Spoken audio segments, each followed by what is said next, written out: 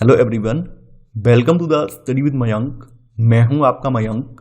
हम लोगों की यहां पर क्लास 8 की एनसीईआरटी हिस्ट्री की सीरीज चल रही है।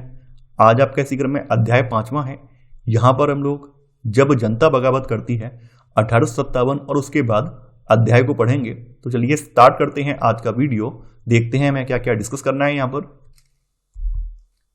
आज के अध्याय में हम लोग ईस्ट इंडिया कंपनी की नीतियों के बारे में और उन नीतियों का भारत की जनता पर, यानी यहाँ के राजाओं पर, रानियों पर, किसानों और जमींदारों पर, और यहाँ तक कि जो आदिवासी समूह हैं और कंपनी में काम करने वाले जो भारतीय सिपाही हैं, उन सब पर क्या असर पड़ा है उसके बारे में हम यहाँ पर डिस्कस करेंगे। तो सबसे पहले बात करते हैं नवाबों की छिनती सत्ता। जैसा कि आप लोग जानते हैं कि ईस्ट इंडिया कंपनी ने अपनी स्टार्टिंग बंगाल से की थी। तो सबसे पहले इनका जो टकराव हुआ है बंगाल के नवाब के साथ हुआ है। यानी बंगाल के नवाब सिराजुद्दौला से इनका टकराव हुआ है और सिराजुद्दौला से टकराव के परिणाम स्वरूप बाद में जो है प्लासी का युद्ध भी हुआ है। तो 1757 के प्लासी के युद्ध के बाद इन लोगों ने सोचा था कि चीज़ें अब आसान हो जाएंगी, लेकिन चीज़ें आसान नहीं हुई हैं।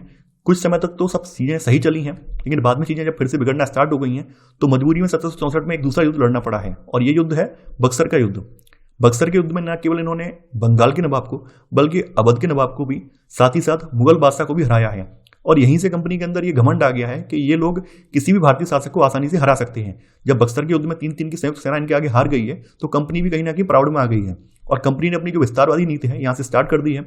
यानी ये लोग प्रशासक की भूमिका में आ गए हैं और जैसे जैसे जो भारतीय राज्य मिलते गए हैं उनको अपने अधीन ये लाते गए हैं।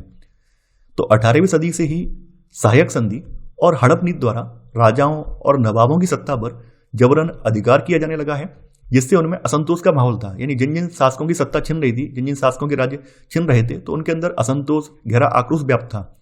यहाँ केवल शासक ही नाराज नहीं थे, बल्कि जो शासक की प्रजा है, यानी राजा या रानी की जो भी प्रजा है, वो भी नाराज थी। क्योंकि जब शासक का राज्य छिन जाएगा तो राजा रानी जब नहीं रहेंगे तो लोगों की भी आस्था जो राजा रानी में वो खत्म हो जाएगी, तो लोग भी आक्रोशित थे।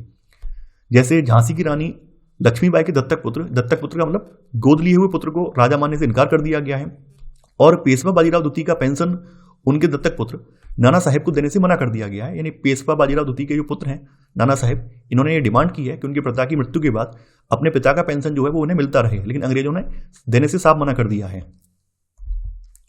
जैसे अवध की रियासत का एग्जाम्पल दिया गया है कि अवध की रियासत अंग्रेजों के कब्जे में आने वाली आखिरी रियासतों में से एक थी। सबसे पहले 1801 में अवध पर एक सहायक संधि थोपी गई थी, और 1856 में यानी कि गवर्नर जनरल डलहौजी के काल में अवध पर कुशासन के आधार पर इसे अपने कब्जे में ले लिया गया है। इसके अलावा कंपनी के द्वारा जो भी जारी सिक्के हैं उन पर से मुगल बादशाह का नाम हटा दिया गया है। यानी ये लोग ये चाह रहे हैं कि मुगल बादशाह का नाम अब खत्म हो जाए।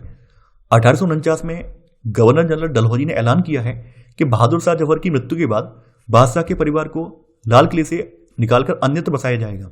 यानी इनकी प्लानिंग पहले से स्टार्ट हो गई है। 10-11 साल पहले से स्टार्ट कर दी है कि मुगल बादशाह जैसे ही एंड होंगे उनके बाद उनके किसी भी खानदान के व्यक्ति को ये किला नहीं दिया जाएगा, किले से बाहर निकाल दिया जाएगा। यानी कि यहाँ पर मुगल सत्ता को खत्म कर दिया जाएगा। हालांकि 1856 में गवर्नर जनरल कैनिंग ने यह फैसला किया है कि बहादुर शाह जफर आखिरी मुगल बादशाह होंगे। यानी कैनिंग ने इस बात पर बिल्कुल मोहर लगा दी है कि मुगल बादशाह जफर के बाद कोई भी मुगल बादशाह नहीं बनेगा, ये आखिरी मुगल बादशाह होंगे। इनकी मृत्यु के बाद उनके किसी भी वंशज को केवल राजकुमारों के रूप में मान्यता दी जाएगी, उन्हें शासक या बादशाह के रूप में मान्यता नहीं दी जाएगी। ये कैनिंग ने बात स्पष्ट कर दी है। अब देखिए, हम लोग जानेंगे कि ईस्ट इंडिया कंपनी का किसान और सिपाहियों पर क्या असर पड़ा है। जैसा कि आप लोग जानते हैं, अंग्रेजों ने लगान को जो है बहुत निर्दयतापूर्वक वसूला है, जिसकी वजह से चाहे किसान हो या फिर जमींदार हो, सभी को भारी नुकसान उठाना पड़ा है, भारी क्षति उठानी पड़ी है, सबका शोषण हुआ है। तो गाँव में किसान और जमींदार ये भारी भरकम लगान और कर वसूली के सख्त तौर तरीकों से काफ़ी ज़्यादा परेशान थे। इसके अलावा कंपनी के तहत काम करने वाले जो भारतीय सिपाही हैं, जो कि मूल रूप से किसान ही थे, यानी जो भी भारतीय सिपाही थे, जो भी कंपनी अपनी सेवाएं दे रहे थे, वो सभी कृषक पृष्ठभूमि से आते थे, किसान पृष्ठभूमि से आते थे। तो जब उनके घर वालों को प्रताड़ित या शोषित किया जाएगा तो ऐसे में सिपाही भी जो है कहीं ना कहीं उनके अंदर भी कुंठा का भाव आएगा कि हम जिनके लिए काम कर रहे हैं वही हमारे परिवार वालों को सता रहे हैं। तो सिपाही भी पूरे मन से काम नहीं कर पाएंगे। तो सिपाही जो है ये अपने वेतन को लेकर, भत्तों को लेकर और सेवा शर्तों के साथ साथ जो धार्मिक भावनाएं हैं इनको ठेस पहुंचने की वजह से बहुत ज़्यादा रोष में थे। देखिए, उस समय तक भारतीय सिपाहियों के मन में ये था कि अगर वो समुद्र को पार कर लेंगे, समुद्र को लांघ कर कहीं अन्यत्र देश में जाएंगे तो उनका धर्म भ्रष्ट हो जाएगा। तो इसी वजह से बहुत सारे सिपाही जो है समुद्र की यात्रा करने से बचते थे। उन्हें ऐसा लगता था कि अंग्रेज सरकार उनका धर्म भ्रष्ट करना चाह रही है। खास करके जो हिंदू सिपाही थे उन सबके मन में धारणा थी कि अगर समुद्र पार यात्रा करके जाएंगे तो उनका धर्म भ्रष्ट हो जाएगा।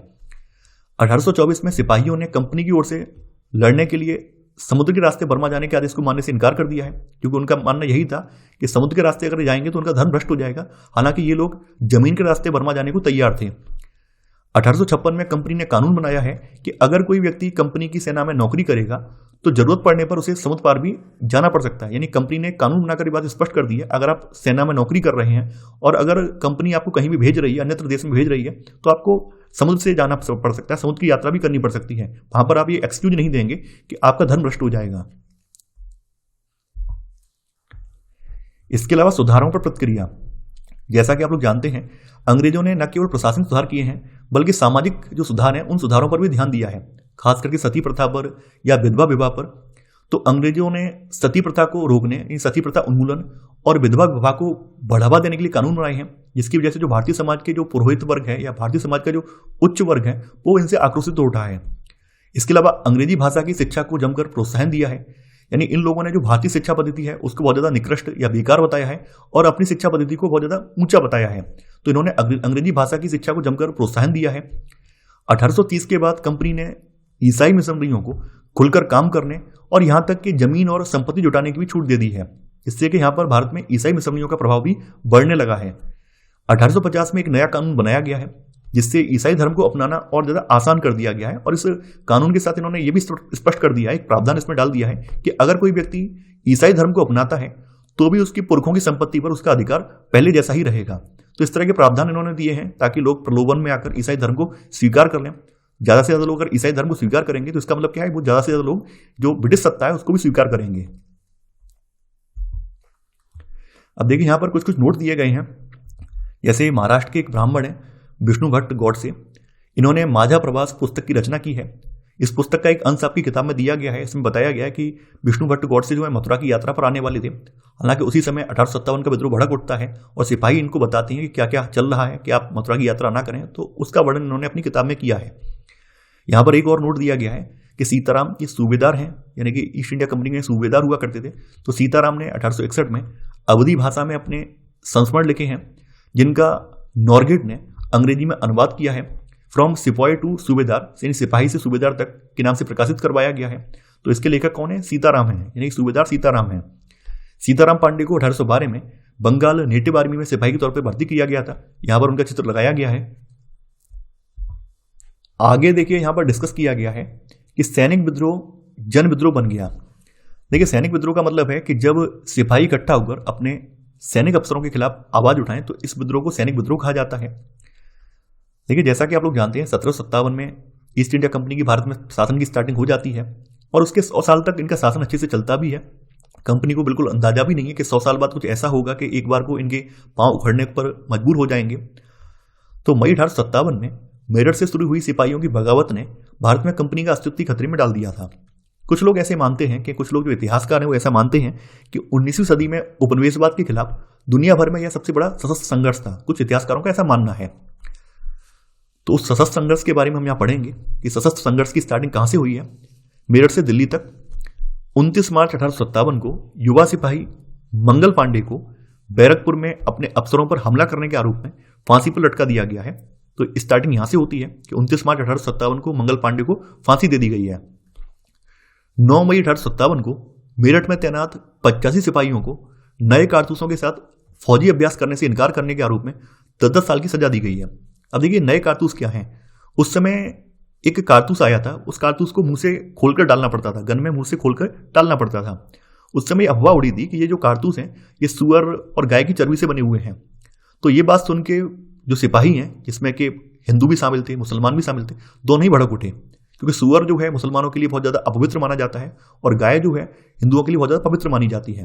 तो दोनों की भावनाएं भड़क उठी थी और दोनों ही, चाहे हिंदू सिपाही हो या मुस्लिम सिपाही हो, बिल्कुल एग्री नहीं थे कि इस तरह के कारतूसों का वो प्रयोग करें या इस तरह के कारतूसों को वो आगे उपयोग में लाएं।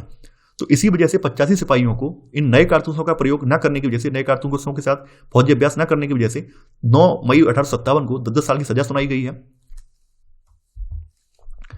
आगे क्या होता है कि आगे 10 मई को सिपाहियों ने मेरठ की जेल पर धावा बोलकर यहाँ पर जो इनके 85 सिपाही बंद हैं इनको आजाद करा लिया है। इन्होंने जो है अंग्रेज अफसरों पर हमला करके उन्हें मार गिराया है और जो भी सेना का गोला बारूद है उस पर नियंत्रण स्थापित कर लिया है। अब देखिए इनके मन में एक सवाल ये है कि भाई अंग्रेजों को तो हराना है, अंग्रेजों की सत्ता उखाड़ के फेंकनी है। अब अंग्रेजों की सत्ता उखाड़ तो देंगे, लेकिन हमारे ऊपर हमारा शासक कौन होगा, इस बात को लेकर कंफ्यूज है कि किसको अपना शासक बनाए। भाई कहते हैं ना कि बिना नेतृत्व की कोई फौज नहीं होती है, जब तक कोई कमांडर ना हो तो फौज भी लड़ नहीं सकती है। तो बिना कमांडर के हम कैसे ये लड़ाई लड़ेंगे, कैसे अंग्रेजों के खिलाफ लड़ेंगे। मान लीजिए अंग्रेजों को यहाँ से भगा तो देंगे, लेकिन बाद में शासन कौन स्थापित करेगा, कौन यहाँ का शासक होगा। तो इस बात को लेकर इनके मन में दुविधा है। हालांकि उस समय तक मुगल बादशाह, जो अंतिम मुगल बादशाह हैं बहादुर शाह जफर, वो जिंदा थे। तो सिपाहियों के मन में ये था कि अंग्रेजी शासन को उखाड़कर फिर से जो मुगल शासन है वो स्थापित कर दिया जाएगा, तो जैसी चीजें पहले चल रही थी वो फिर से चलने लगेंगी। तो मेरठ के कुछ सिपाहियों की एक टोली ने दिल्ली पहुंचकर मुगल सम्राट बहादुर शाह जफर को अपना नेता घोषित कर दिया है। हालांकि पहले तो मुगल बादशाह बहादुर शाह जफर, क्योंकि काफी ज्यादा वृद्ध अवस्था में थे, ये बिल्कुल एग्री नहीं थे। अब चूंकि सिपाही इनके पीछे ही पड़ गए हैं कि आप ही मुगल बादशाह बनिए, आप ऐलान करिए, हम आपकी तरफ से लड़ने को तैयार हैं, आप बिल्कुल मैदान में मत जाना, लड़ने के लिए आप मत जाना, हम लड़ाई लड़ेंगे, आप केवल सपोर्ट कर दो, केवल हमें सपोर्ट कर दो। तो मजबूरी में आकर मुगल बादशाह बहादुर शाह जफर ने इनका जो ऐलान है वो स्वीकार कर लिया है। तो बहादुर शाह ने विद्रोह का समर्थन किया है और देश भर के मुखियाओं और शासकों को चिट्ठी लिखकर अंग्रेजों से लड़ने के लिए भारतीय राज्यों का एक संघ बनाने का आह्वान किया है। तो जब ये चिट्ठी लिखी गई है अन्य राज्यों के लिए, तो कुछ राज्यों के शासक तो एग्री कर गए हैं, कुछ राज्यों के शासकों को ऐसा लगता है कि अंग्रेजों के आने के बाद उनकी सत्ता, उनकी शक्तियां छिन गई हैं, तो पहले का जो मुगल राज्य था वही बेटर था, कम से कम वहां पर हमारी शक्तियां तो हमारे पास थी, हमारा प्रशासन का अधिकार तो हमारे पास था, कोई हस्तक्षेप करने वाला नहीं था। तो इन शासकों को भी लगा है कि कहीं ना कहीं ये मौका है, इस मौके का फायदा उठाया जाए और मुगल शासक का समर्थन किया जाए। तो कुछ राज्यों ने इस ऑफर को मान लिया है। हालांकि ऐसे बहुत सारे राज्य हैं जिन्होंने इस ऑफर को ठुकरा भी दिया था। अब आगे बताया गया कि बगावत फैलने लगी। यहां तक का घटनाक्रम आपने जान लिया, इसके आगे का है बगावत फैलने लगी। तो एक के बाद एक हर रेजिमेंट में सिपाहियों ने विद्रोह कर दिया है और वे दिल्ली, कानपुर और लखनऊ जैसे मुख्य बिंदुओं पर दूसरी टुकड़ियों के साथ देने को निकल पड़े हैं। यानी अब सिपाही क्या है, अपने अन्य सिपाहियों को या अन्य जो टुकड़ियां हैं उन तक सूचना पहुंचाने के लिए, उनको भड़काने के लिए निकल पड़े हैं। जब सिपाही रास्तों से गुजर रहे हैं तो वहां पर आम जनता ने भी उनको जाते हुए देखा है, उनसे बातचीत की है कि वो क्यों जा रहे हैं, किस पर्पज के लिए जा रहे हैं। तो सिपाहियों ने बताया कि ऐसे से ये माहौल है। तो ऐसी में जो जनता है वो भी आकर्षित हुई है, जनता को भी लगा है कि ये एक सही मौका है, हम लोग भी इन सिपाहियों का समर्थन कर देते हैं और अंग्रेजी शासन को उखाड़ फेंकते हैं। क्योंकि जनता जो है ब्रिटिश सरकार यानी ईस्ट इंडिया कंपनी की जो नीतियां हैं उनसे बहुत ज्यादा प्रताड़ित है, शोषित है, उस पर बहुत ज्यादा कर वगैरह लगान वगैरह लगाए गए। तो जनता भी चाहती है कि इस शासन से छुटकारा मिले। तो स्थानीय लोगों ने अभी स्थानीय नेताओं, जमींदारों और मुखियाओं के पीछे संगठित होना शुरू कर दिया है। सबसे पहले कानपुर से बताया गया है। कानपुर में स्वर्गीय पेशवा बाजीराव के दत्तक पुत्र नाना साहिब ने ब्रिटिश सैनिकों को शहर से खदेड़कर खुद को पेशवा घोषित कर दिया है। नाना साहिब ने ऐलान किया है कि वह बहादुर शाह जफर के तहत गवर्नर है, ऐसा इन्होंने ऐलान किया है। लखनऊ की बात करें तो लखनऊ की गद्दी से हटाए दिए गए नवाब वाजिद अली शाह के बेटे बिरजिस कद्र को नया नवाब घोषित कर दिया गया है और इसमें इनकी जो मां है बेगम हजरत महल, इन्होंने बढ़ चढ़ कर हिस्सा लिया है, इन्होंने अंग्रेजों के खिलाफ मोर्चा संभाला है। झांसी में रानी लक्ष्मीबाई ने नाना साहिब के सेनापति हैं तात्या टोपे, इनके साथ मिलकर अंग्रेजों को भारी चुनौती दी है। मांडला क्षेत्र यानी मध्य प्रदेश रीजन में जो मांडला क्षेत्र है, यहाँ पर राजगढ़ की रानी है अवंतीबाई लोधी, इन्होंने 4000 सैनिकों की फौज तैयार की है और अंग्रेजों के खिलाफ उसका नेतृत्व किया है। फैजाबाद की बात की जाए तो फैजाबाद के मौलवी अहमदुल्ला शाह अपने समर्थकों की एक विशाल संख्या जुटाकर अंग्रेजों से लड़ने के लिए लखनऊ जा पहुंचे हैं। इसके अलावा दिल्ली में अंग्रेजों का सफाया करने के लिए बहुत सारे जो गाजी यानी कि धर्म योद्धा हैं, मुस्लिम धर्म के जो योद्धा हैं, वो भी इकट्ठा हो गए थे ताकि अंग्रेजों का सफाया किया जा सके। बरेली के सिपाही बख्त खान ने लड़ाकों की एक फिजाल टुकड़ी के साथ दिल्ली की ओर कूच कर दिया है। बिहार की बात करें तो बिहार के एक पुराने जमींदार कुंवर सिंह ने भी विद्रोही सिपाहियों का साथ दिया है और महीनों तक अंग्रेजों से लड़ाई लड़ी है। तो जैसा कि आप लोग देख रहे हैं, इतने सब लोग हैं जो कि इस विद्रोह का समर्थन कर रहे हैं और बाद बाकी वो शासक हैं जो इस विद्रोह से बिल्कुल दूर हैं, वो इस विद्रोह में इन्वॉल्व नहीं हुए हैं। तो ये लोग जो है विद्रोह का समर्थन करने वाले हैं और ये काफी इंपॉर्टेंट है। देखिए इन सबके नाम आपको पता होना चाहिए कि किस इलाके में कौन कौन से व्यक्ति जो है शामिल है 1857 के विद्रोह में, ये आपको पता होना चाहिए। कई बार पीसीएस एग्जाम में, यूपीएससी परीक्षा में पूछा जाता है। तो जब विद्रोह इतना ज्यादा फैलने लगा है, जगह जगह पे विद्रोह की आग फैलने लगी है, तो एक बार को ब्रिटिश सरकार के हाथ पांव फूल गए हैं, कैसे कंट्रोल किया जाएगा। तो 6 अगस्त 1857 को लेफ्टिनेंट कर्नल टाइडलर ने अपने कमांडर इन चीफ को टेलीग्राम भेजा है, जिसमें उसने अंग्रेजों के भय को व्यक्त किया है। इसने बताया है कि कैसे अंग्रेजों को मारा काटा जा रहा है, कैसे अंग्रेज जो है बिल्कुल साफ कर दिए जा रहे हैं, कैसे हमारा शासन यहां से उखड़ रहा है। इसने मदद मांगी है। तो कंपनी का पलटवार क्या होता है? कंपनी के पलटवार में कंपनी ने इंग्लैंड से और ज्यादा फौजी मंगवाए हैं, विद्रोहियों को जल्दी सजा देने के लिए नए कानून बनाए हैं और विद्रोह के जो मुख्य केंद्र हैं इन पर धावा बोलना स्टार्ट कर दिया है। सबसे पहले दिल्ली की से स्टार्टिंग करते हैं, क्योंकि सबसे पहले जो विद्रोह फैला है वो दिल्ली से स्टार्टिंग हुई है। मेरठ से दिल्ली पहुंचा, दिल्ली से विद्रोह फैलना स्टार्ट हुआ है। तो सितंबर 1857 में दिल्ली दोबारा अंग्रेजों के कब्जे में आ गई है और कैप्टन हडसन के द्वारा बहादुर शाह जफर और उसके बेटों को गिरफ्तार कर लिया गया है। देखिए यहाँ पर इमेज में दिखाया गया है, यहाँ पर कैप्टन हडसन है, तो कैप्टन हडसन मुगल बादशाह बहादुर शाह जफर और इनके दोनों बेटों को गिरफ्तार कर लेते हैं। अंतिम मुगल बादशाह बहादुर शाह जफर पर मुकदमा चलाया गया है और उन्हें आजीवन कारावास की सजा दी गई है। इसके अलावा उनके जो दोनों बेटे हैं, उनके बेटों को उनकी आंखों के सामने गोली मार दी गई है।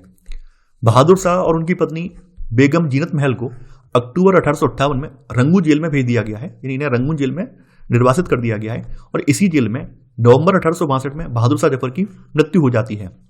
देखिए यहाँ पर कई इंपॉर्टेंट चीजें हैं। एक इंपॉर्टेंट चीज ये है कि यहाँ पर मुगल बादशाह बहादुर शाह जफर को गिरफ्तार करने वाला अधिकारी कौन था? ये कैप्टन हडसन था। ये नाम कई बार पीसीएस परीक्षा में पूछा जाता है, तो इंपॉर्टेंट है, आपको याद होना चाहिए कि मुगल बादशाह बहादुर शाह जफर और उनके बेटों को गिरफ्तार करने वाला अधिकारी जो था वो कैप्टन हडसन था। अब लखनऊ की बात करें तो लखनऊ में मार्च 1858 में लखनऊ पर अंग्रेजों ने कब्जा कर लिया है। जून 1858 में रानी लक्ष्मीबाई भी अंग्रेजों से लड़ती हुई वीरगति को प्राप्त हुई हैं।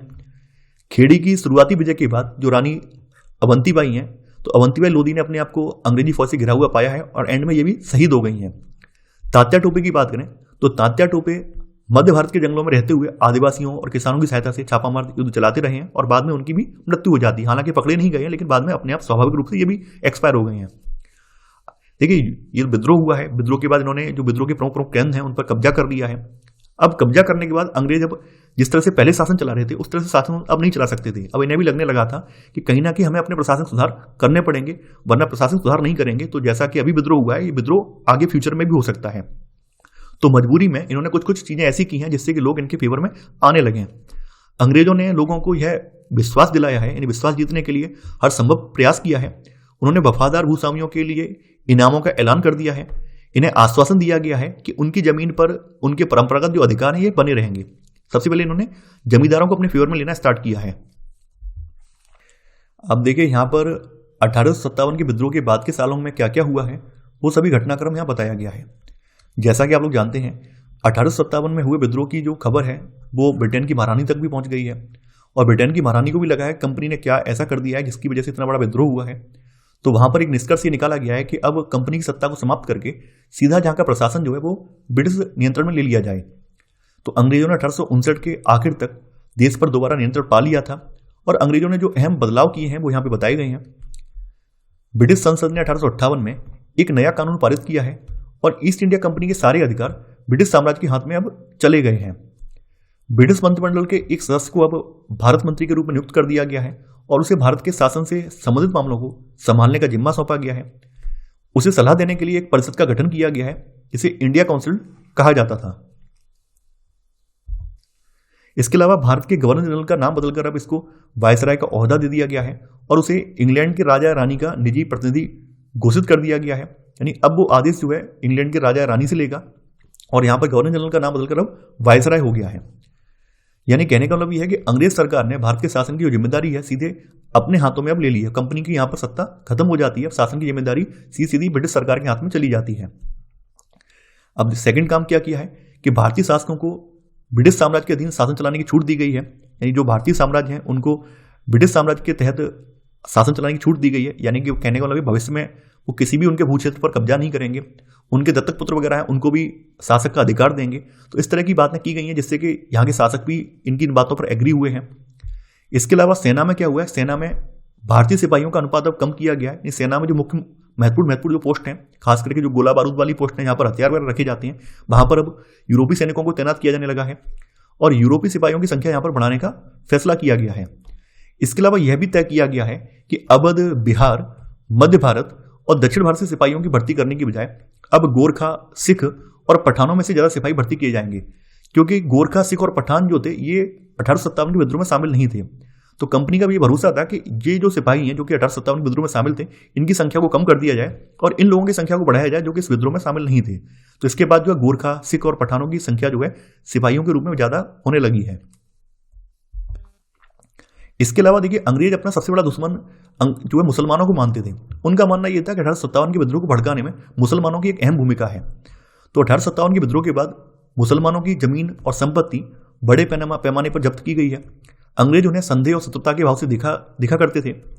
इसके अलावा अंग्रेजों ने भारत के लोगों के धर्म और सामाजिक रीति रिवाजों का सम्मान करने का भी फैसला किया है। यानी इन्होंने ये आश्वासन दिया है कि अब वो बहुत ज़्यादा मिशनरी प्रभाव या फिर जो भी अपना ईसाईयत धर्म है उसका फैलाव ज़्यादा नहीं करेंगे, बल्कि जो भारत के लोगों की जो मान्यताएं हैं उनका आदर करेंगे। तो इस तरह की बातें की गई हैं ताकि भारत की जनता आगे कोई बड़ी बगावत ना करे। अब देखिए यहाँ पर एक और संग्राम है जिसको खुर्दा संग्राम या पाइक विद्रोह कहा जाता है।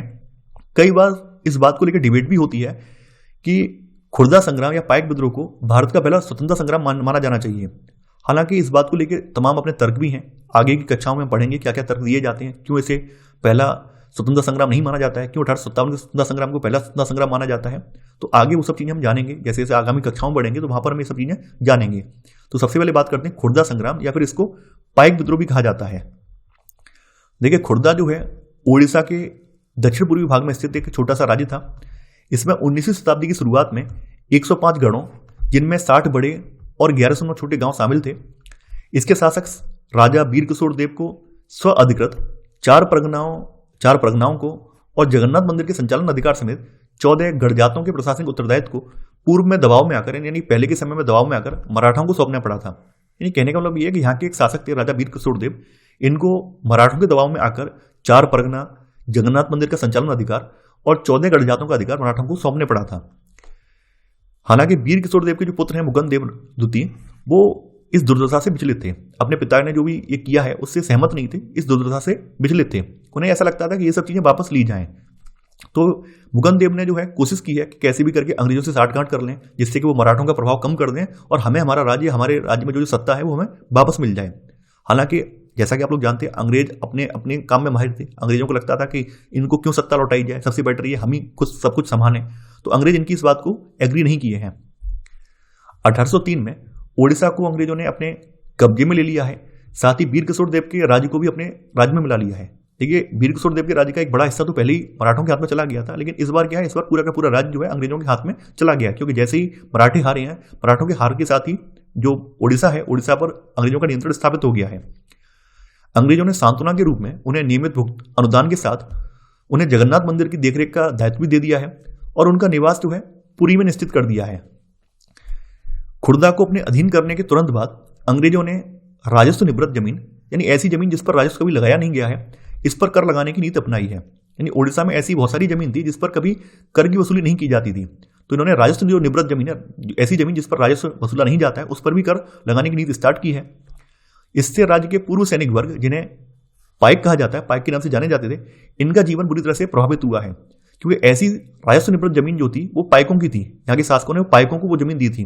अब चूंकि अंग्रेज जहां पर शासन में आ गए हैं, तो अंग्रेजों ने क्या किया, ये पाइकों वाली जमीन है जिस पर राजस्व नहीं वसूला जाता था, उस पर भी राजस्व लगाया है। इसकी वजह से जो पाइक लोग हैं बहुत ज्यादा भड़क उठे हैं। फलस्वरूप 1805 और 1817 के बीच में खुर्दा से बड़े पैमाने पर लोग जमीन छोड़कर चले गए हैं। खुर्दा के विस्थापित राजा का वंशानुगत सेनानायक जगबंधु विद्याधर महापात्र भंवरवर राय, जिन्हें लोग बक्सी जगबंधु के नाम से जानते थे, तो यह भी बेदखल हुए जमींदारों में से एक थे। यहाँ पर इनकी स्थिति बताई गई है कि व्यवहारिक रूप से ये एक भिखारी बन गए हैं और करीब 2 साल तक इन्होंने खुर्दा के लोगों के स्वैच्छिक दान से अपना गुजारा भत्ता चलाया है। यहाँ तक तो शासकों की बात हो गई, जो पूर्व के सैनिक हैं जिन्हें पाइक कहा जाए उनकी बात हो गई है, सेना नायक की बात हो गई है। अब यहाँ की जो जनता है उस पर अंग्रेजी शासन का क्या असर पड़ा है, ईस्ट इंडिया कंपनी के शासन का क्या असर पड़ा है, वो बताया गया है। खुर्दा के लोगों की समस्याएं, अंग्रेजों के द्वारा इस क्षेत्र में चांदी के सिक्कों का प्रचलन किया गया है और इस नई मुद्रा में राजस्व के भुगतान पर जोर दिया गया है। खाद्य सामग्री की कीमतों में अभूतपूर्व वृद्धि हुई है और नमक की आपूर्ति में कमी आई है। देखिए जैसा कि आप लोग जानते हैं कि अंग्रेजों ने यहाँ पर लगान वगैरह लगाया है और लगान की दरें भी बहुत ज़्यादा हैं। इसके अलावा नमक बनाने पर अंग्रेजों ने एकाधिकार लगा दिया है, यानी अब नमक केवल ईस्ट इंडिया कंपनी बना सकती है। तो ऐसे में ओडिशा के जो नमक उत्पादक मजदूर वगैरह हैं वो भूखे मरने लगे हैं। स्थानीय जमींदारियों की कलकत्ता में नीलामी, जिसकी वजह से ओडिशा में बंगाल के अनुपस्थित जमींदारों का आगमन हुआ है। तो इसकी वजह से भी यहाँ के स्थानीय लोग बहुत ज़्यादा नाराज हैं, क्योंकि यहाँ पर अब नए लोगों का आगमन होने लगा है। इस वजह से लोग, यहाँ के जमींदार जो है वो भी आक्रोशित हो उठे हैं। असंवेदनशील और भ्रष्ट पुलिस प्रशासनिक व्यवस्था है, ये भी एक कारण है यहाँ के विद्रोह के भड़कने का। तो यहाँ पर संग्राम की स्टार्टिंग कब से होती है बताया गया है कि 29 मार्च 1817 को इस संग्राम की शुरुआत तब हो गई जब पाइकों ने बानपुर में स्थित पुलिस चौकी और अन्य सरकारी संस्थानों पर हमला कर दिया है और 100 से अधिक लोगों की हत्या करने के साथ साथ सरकारी खजाने में से एक बड़ी रकम लेकर ये फरार हो गए हैं। उत्साह से भरपूर जमींदार और रैयत जो हैं ये पायकों के साथ मिल गए हैं, यानी जो भी जमींदार हैं वो वहाँ के रैयत वगैरह हैं जो कि पूर्व सैनिक पायकों के साथ ये लोग मिल गए हैं, और जो लोग इनके साथ नहीं मिले हैं उन्हें फोर्सफुली इन लोगों ने अपने साथ मिला लिया है। एक यहाँ पे अभियान चलाया गया है, कर मद्दों का अभियान यहाँ पर चलाया गया है। 14 अप्रैल 1817 को बक्सी जगबंधु इन्होंने 5 से 10 हजार पायकों और कंद जनजाति के योद्धाओं की अगुवाई करके पुरी को अपने कब्जे में ले लिया है, और मुकुंद देव द्वितीय जो कि यहाँ के शासक के पुत्र हैं इनको राजा घोषित कर दिया है। देखिए मुकुंद देव द्वितीय जो है राजा बनने को तैयार नहीं है, लेकिन फिर भी इन लोगों ने कहा है कि हम लोग हैं तो टेंशन लेने की आवश्यकता नहीं है, तो मुकुंद देव द्वितीय को राजा घोषित कर दिया गया है। अब देखिए अंग्रेजों तक भी सूचना मिल गई है कि ये राज्य इनके हाथों से निकल रहा है, तो स्थिति को हाथ से निकलते हुए देखकर अंग्रेजों ने मार्शल लॉ यानी यहाँ पर जो सैन्य कानून है वो लागू कर दिया है। जल्द ही जो घोषित राजा हैं यानी मुकुंद देव द्वितीय जो हैं इनको पकड़ लिया गया है और उन्हें उनके पुत्र सहित कटक के कारावास में डाल दिया गया है। लेकिन यहाँ पर जो बक्सी जगबंधु हैं ये यहाँ से भाग निकले हैं, बच निकले हैं। अंग्रेजों ने मेजर जनरल मार्टिन डल इनको पायकों के चंगुल से पूरे क्षेत्र को मुक्त कराने के लिए भेजा है। बक्सी जगबंधु और उनके साथियों को पकड़वाने के लिए पुरस्कार की घोषणा भी की गई है। हालांकि इस कार्रवाई में कई पायक जो मारे गए हैं। तो इस तरह से अंग्रेजों ने मई 1817 तक खुर्दा के संग्राम को अपने कंट्रोल में कर लिया है। लेकिन फिर भी जैसा कि मैंने बताया था कि बक्सी जगबंधु जो हैं ये भाग निकले हैं। खुर्दा के बाहरी क्षेत्रों में बक्सी जगबंधु ने कुजंग के राजा की मदद से इस संघर्ष को मई 1825 तक जारी रखा है। जब तक कि उन्होंने खुद से अंग्रेजों के सामने आत्मसमर्पण नहीं कर दिया तब तक इन्होंने इस संघर्ष को जारी रखा है। इसके उपरांत अंग्रेजों ने खुर्दा के लोगों के प्रति अपनी ओर से दयालु, अनुग्रहित और सहनशीलता की नीति अपनाई है। दिवंगत खुर्जा के राजा के पुत्र रामचंद्र देव तृतीय को स्वतंत्र कर दिया है और पुरी जाने का आदेश भी दे दिया है, और साथ ही 26,000 रुपए का अनुदान भी साथ में दिया है और उन्हें जगन्नाथ मंदिर की देखरेख का दायित्व भी सौंप दिया है। देखिए इसी के साथ आपका खुर्दा विद्रोह या फिर पाइक विद्रोह समाप्त हो जाता है। जैसा कि आप लोग समझ पा रहे होंगे कि पाइक विद्रोह को भारत का पहला स्वतंत्रता संग्राम क्यों नहीं माना गया है, उसके न मानने का रीजन ये है क्योंकि यह विद्रोह केवल एक छोटे से राज्य के प्रांत तक ही सीमित रहा है। ये विद्रोह भारत के अन्य राज्यों में, जैसा कि 1857 के विद्रोह में हुआ था कि 1857 का विद्रोह जो है कई सारे राज्यों में फैल गया था, उस तरह का ये विद्रोह नहीं था, एक स्थानीय या क्षेत्रीय विद्रोह था। इसी वजह से इसको पहला स्वतंत्रता संग्राम नहीं माना गया है। अब देखिए अन्यत्र में आ जाते हैं, तो अन्यत्र में आ जाता है ताइपिंग विद्रोह। ताइपिंग विद्रोह चीन के दक्षिणी भागों में हांग जिकुआंग के नेतृत्व में 1850 में शुरू हुआ है और 1860 के मध्य तक ये खत्म हो गया है। हांग जिकुआंग ने धर्मांतरण करके ईसाई धर्म को अपना लिया था और यह चीन में जो कन्फ्यूशियसवाद यहाँ का धर्म है और जो बौद्ध आदि धर्म है, इन सब परंपरागत चीनी धर्मों के खिलाफ थे। ताइपिंग के विरोधी ऐसे साम्राज्य की स्थापना करना चाहते थे जहाँ ईसाई धर्म को माना जाएगा, जहाँ किसी के पास निजी संपत्ति नहीं होगी, जहाँ सामाजिक वर्गों और स्त्री पुरुष के बीच में कोई भेदभाव नहीं किया जाएगा, जहाँ अफीम, तंबाकू, शराब के सेवन, जुआ, वैश्यावृत्ति और गुलामी पर पाबंदी होगी। तो इस तरह का शासन ये स्थापित करना चाहते थे। चीन में तैनात अंग्रेज और फ्रांसीसी सेनाओं ने ताइपिंग विद्रोह को दबाने के लिए किंग साम्राज्य के बादशाह की काफी मदद की है। तो ये विद्रोह ठीक उसी समय पर हुआ है जिस समय हमारे यहाँ 1857 का विद्रोह चल रहा था। तो ये था हमारा आज का वीडियो। आई होप आपको आज का वीडियो पसंद आया होगा। आप लोग इस वीडियो को लाइक और शेयर करना बिल्कुल मत भूलिए। साथ ही साथ इस अध्याय से संबंधित जो अभ्यास प्रश्नों वाला वीडियो है वो भी अवश्य देखिए। इसके अलावा कई अभ्यर्थी कमेंट बार बार कर रहे हैं कि सर नोट्स बनाने हैं, लेकिन नोट्स बनाने की अब कोई आवश्यकता नहीं है।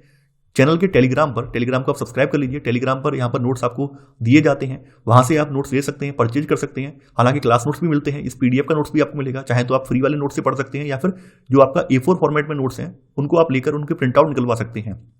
तो मैं आशा करता हूँ कि आपको ये सीरीज समझ में आ रही होगी, पसंद आ रही होगी। तो आज के लिए इतना ही। Thanks for watching. जय हिंद।